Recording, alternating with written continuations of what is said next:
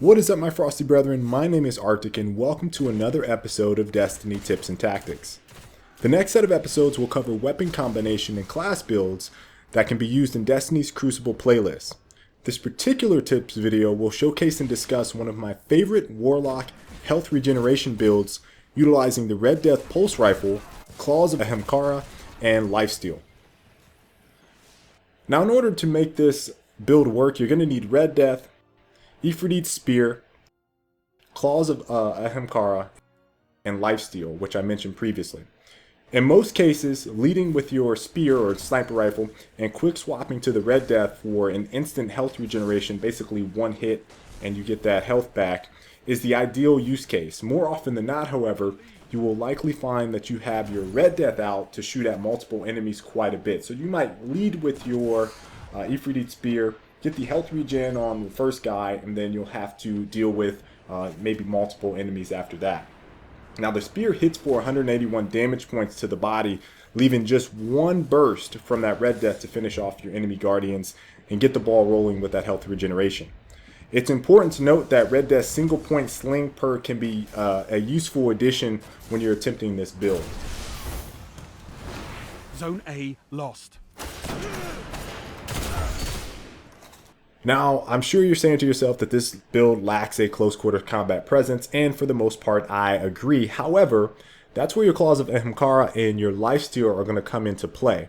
Now, your Claws Whisper upgrade allow for an additional energy drain melee, which could result in basically two opportunities for you to trigger Lifesteal if you manage to kill your enemy guardians with that melee attack while it's charged.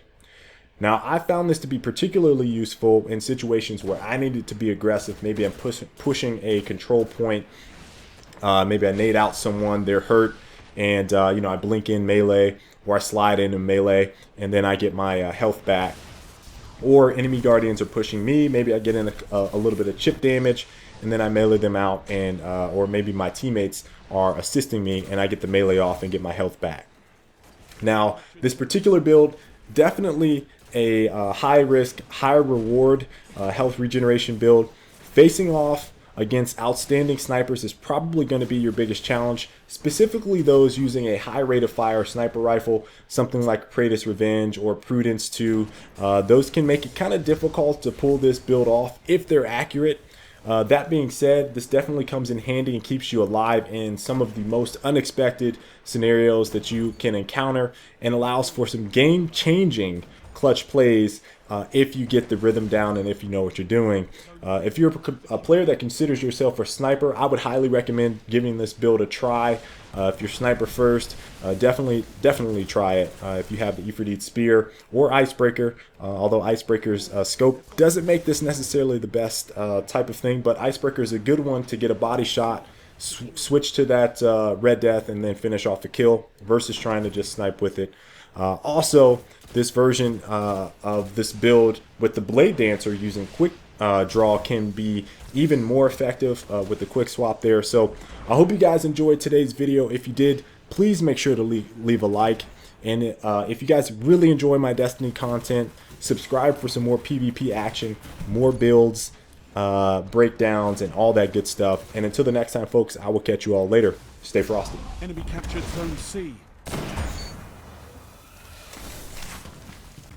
Well, you're here, made it this far. Leave a like if you enjoyed the video. I really appreciate it. I think all of my brethren would appreciate it. Leave a like. Help spread the word. Subscribe if you've not already. And we have a lovely video right there. Check that on out.